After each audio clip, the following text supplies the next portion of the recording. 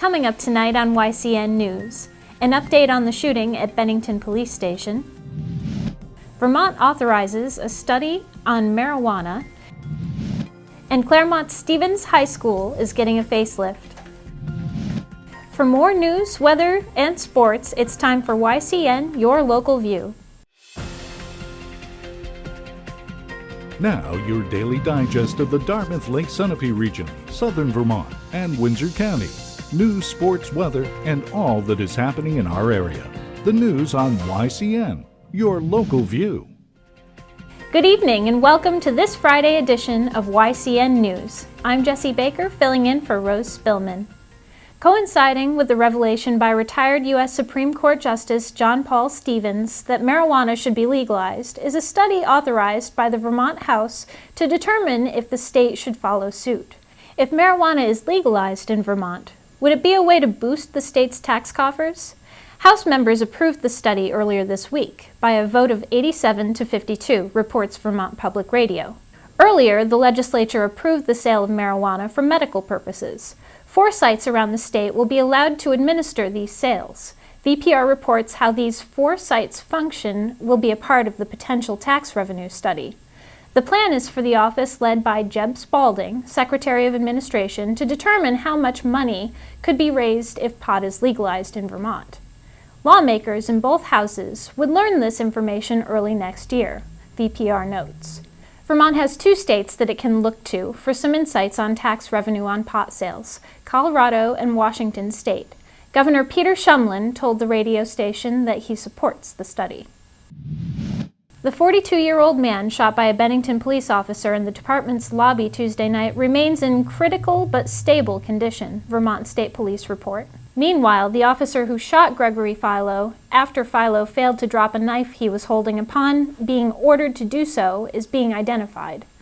A 15-year veteran of the police department, Patrol Sergeant Michael Plush, is the officer who is in his regular night shift. Plush is the shift supervisor. He remains on paid administrative leave while the shooting incident is investigated. No charges have been filed against Plush, who became a shift supervisor in 2010. That's not the case for Philo. Bennington County State's Attorney Erica Marthage filed 2 counts of aggravated assault with a deadly weapon against Philo.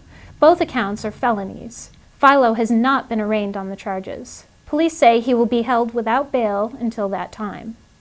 On April 24, 2014, Bennington County State's Attorney Erica Marthage filed charges against Philo for 2 felony counts of aggravated assault with a deadly weapon in Bennington Superior Court Criminal Division. An arrest warrant has been issued in which Philo is to be held without bail pending his arraignment. Philo remains in critical but stable condition and is receiving medical treatment at the Albany Medical Center. Once complete, the criminal investigation will be reviewed independently by both the Bennington County State Attorney and Vermont Attorney General's Office, as is customary in an officer-related shooting. Continuing with Vermont news, a 31-year-old Hartford man turned himself in to police Wednesday. He was scheduled to be arraigned on multiple charges, including allegedly shooting a bullet from a handgun, a bullet that made its way into a next-door apartment, police say. Luke Theriault is charged by Hartford police with reckless endangerment and possession of cocaine. Police also issued Theriault a civil violation for possession of less than 1 ounce of marijuana. A subsequent search revealed the presence of cocaine and marijuana in Theriault's residence. Theriault was scheduled to be arraigned on the charges at the Windsor County Superior Court on Wednesday afternoon. When your child has a serious illness or injury, turn to Dr. Sarah Lester at New London Hospital. A board-certified pediatrician, Dr. Lester specializes in the sick and well care of children of any age, in collaboration with the Children's Hospital at Dartmouth. New London Hospital is in your neighborhood, providing primary and specialized services in its state-of-the-art facility. To learn about our services and our compassionate doctors, visit newlondonhospital.org. New London Hospital, your prescription for living well. Welcome back to YCN News. I'm Jessie Baker. Turning to New Hampshire, Claremont Stephens High School is getting a facelift and a good old-fashioned scrubbing. Exterior work continues on the 3-story red brick building on Broad Street. The graybeards, as they are called, that drape from the window ledges are disappearing now that the bricks are being power washed. At the same time, today the columns leading into the school were removed, carried off by a crane. The new entrance into the school will feature a secure entryway where students and staff will swipe their magnetized cards in a setting to be installed later this summer. The entrance will also feature a lower, ground-level design in accordance with Americans with Disability Act guidelines. The renovation cost is about $12.9 million. Money from a contingency fund will go toward making the building's entrance more secure from trespassers. The Claremont Charter Commission continues its work on revamping the city's rules of how to govern itself. Commission Chairman George Cacavero will meet again with the panel's 8 other members to go line by line over the existing city charter. The plan now is to rewrite the city charter and fashion it to the form now used by the city of Manchester, New Hampshire. This would make Claremont, if voters agree to the changes in November, follow a system of government led by a full-time elected mayor and advised by a board of aldermen. One lasting change that would come from the Charter Commission's work is again forming what Cacavero calls standing committees. These would be committees led by an elected councillor or alderman and several volunteer residents from that ward who work with city officials in an advisory capacity.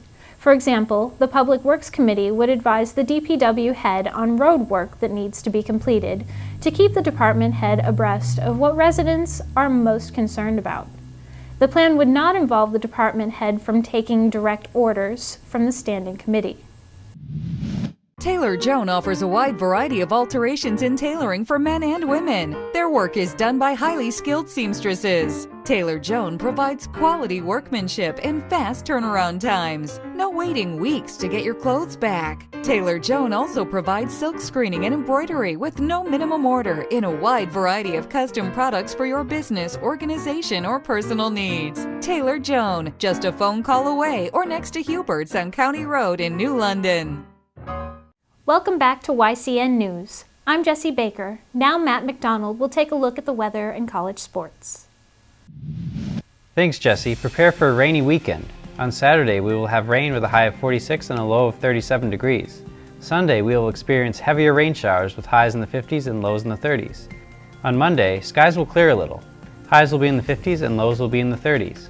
Tuesday, expect cloudy skies with a high of 56 and a low of 37 degrees. And on Wednesday, we will have cloudy skies with highs in the 50s and lows in the 30s. Here's a look at our northeastern and national radar maps.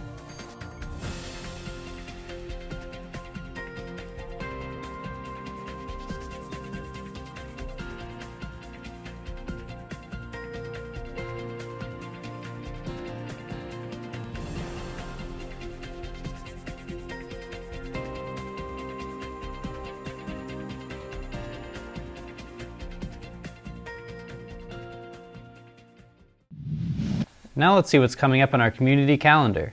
Tomorrow in Alstead, New Hampshire, Dave Johnson and Rob Robinson will perform at the Mole Hill Theater at 8 p.m. On Sunday afternoon, the Dartmouth College Gospel Choir will sing at the Hop in Hanover, New Hampshire at 2 p.m. Remember, you can submit local events from your community by sending them to news@ycnnow.com. And now for sports. There were 2 notable lacrosse games yesterday. The Lebanon Raiders boys lacrosse team took on Kearsarge. Kearsarge emerged as the winner in the game. The team scored 7 points, just beating Lebanon by 1 point. In girls lacrosse, it was the Hanover Marauders who led the school to victory against Winnicott. The final score was 11-10. There were 2 very close games. There is some college sports news worth mentioning. The New England College Lions rugby team made an achievement this year. Ever since their loss against Dartmouth College, an Ivy League school, Coach Jeremy Tree set the bar high for the team. Since the fall of 2011, they have not lost a single game, including 2 New England championships. This has propelled them to becoming the number 2 team in the country. The Lions are currently in Colorado facing Mount St. Mary's College as part of their first national championship. The team is very confident in their ability to excel above and beyond. Good luck, NEC.